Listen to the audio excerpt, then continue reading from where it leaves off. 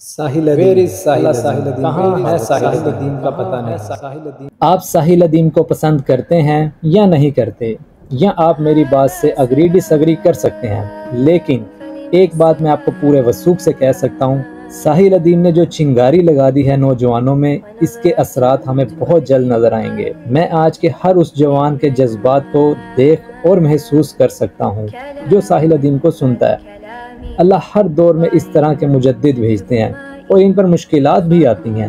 उस शख्स ने जिस तरह मेरी और मुझ जैसों की सोच बदली और किसी का पता नहीं, लेकिन मैं मकरूज हूँ उस शख्स का, उसकी सोच का, उसके विजडम का, क्योंकि मैं मकरूज हूँ उस शख्स का जिसको अल्लाह ने ज़रिया बनाया मेरे लिए और इस बेज़ुबान को ज़ुबान बख्शी। साहिल अदीम वो शख्स है जिसे डर नहीं लगता बोलने से, फिर चाहे वो हुकूमत के बारे में हो, फौज के बारे में हो, या किसी भी पावरफुल इंडिविजुअल के बारे में हो। सिंधियों पर बात करने पर जो केस चलाया गया साहिल पर, वो अभी का नहीं है। ये केस 12 जुलाई को कराची कोर्ट में रजिस्टर होता है, जिसको साहिल अदीम लीगली तरीके से डील कर रहे थे। लेकिन अचानक ऐसा क्या हुआ है, जज शेर मोहम्मद 24 सितंबर को अरेस्ट वारंट इशू कर देते हैं, और वो भी नॉन बेलेबल। तो कहानी कुछ इस तरह समझ आती है कि 4 तरह के लोग इनके पीछे पड़े हुए हैं: रियासत, ब्लैक वीगो वाले, लिबरल्स और कुछ मौलवी हजरात।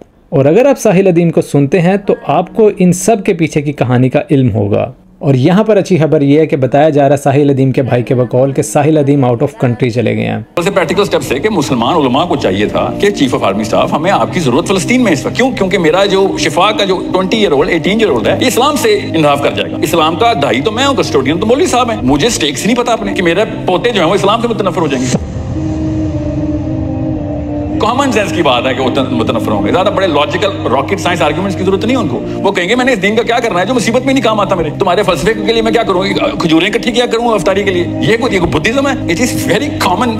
आप लोग जब फलस्तीन की वीडियो देखते हैं ना, जो आपके आंसू गिरते हैं, इससे कई ज्यादा आंसू स्वीडन की गैर मुस्लिम क्रिश्चियन पाती। तो कोई बरेलवी हो, देवबंदी हो, अहले हदीस हो, शिया हो, सुन्नी हो, एब्सोल्यूट प्लेसीबो प्लास्टिक की सारी बात। जब तक मुजाहिद नहीं है तब तक मैं उसके साथ यूनाइट हो ही नहीं सकता ना। मेरी मुसीबत में नहीं काम आएंगे तो मैंने आपकी मुस्कुराहटों का अचार नहीं डाला। हर बंदे का यही नारा है, मेरा नहीं है खाली। हमारी शादियों पर लोग इकट्ठे होते हैं, डजंट मैटर। हमारे जनाजों में लोग इकट्ठे होते हैं, मैटर्स। जितना वो जर्री और बहादुर शख्स है, मुझे ऐसा लगता है कि ये मामला सिर्फ सिंध केस कोर्ट की हद तक नहीं है। और हैरानी उन लोगों पर है जो पॉडकास्ट के तो ख्वाहिशमंद हैं साहिल के साथ, लेकिन उस शख्स के लिए बोलते हुए इन्हें डर किस बात का है। हमारे बहुत से दानिश्वर हजरात का सवाल होगा कि इतना ही बहादुर था तो बाहर क्यों गया, फेस क्यों नहीं किया उसने इस केस को। लेकिन मैं आपको यहाँ पर बताता चलूँ कि बहादुरी में और बेवकूफ़ी में फ़र्क होता है। मगरमच्छ से भरे तालाब में उतरना बज़ाहिर बहादुरी तो लगती है, लेकिन किसी बेवकूफ़ी से कम नहीं है। इसी तरह पाकिस्तान में जो इंसाफ का निज़ाम है, उसे फेस करना बज़ाहिर बहादुरी तो लगता है, लेकिन हम सब जानते हैं कि इसके पीछे कितने पापड़ बेलने पड़ते हैं, और जिसकी जीती जागती मिसाल इमरान खान की सूरत में है। अल्लाह करे मेरा ये गुमान हो कि इसके पीछे इसराइल की इन्वॉल्वमेंट है। जिस तरह ये लोग इन्फ्लुएंस करते हैं और जिस तरह इनकी इन्वॉल्वमेंट होती है कंट्रीज़ में, यहाँ पर तो एक इंडिविजुअल की बात हो रही है। ये लोग तो मुल्कों के मुल्क तबाह कर देते हैं अगर कोई निज़ाम की बात करता है, जिसकी जीती जागती मिसाल ये लोग हैं हमारे पास, जिसमें कज़ाफ़ी है, सदाम है। डॉक्टर इसरार का यूट्यूब चैनल भी इसलिए बंद हुआ था कि उन्होंने इस्लामी निज़ाम पर जोर दिया था, और बाद में पता चला था कि इसके पीछे भी इसराइल का हाथ है। मैं दुआ गो हूँ साहिल अदीम के लिए कि अल्लाह इन्हें अपने हिफ्ज़ ईमान में रखें और इन जैसे फितनों से बचा के रखें। जज़ाकल्लाह खैर। अस्सलाम वालेकुम।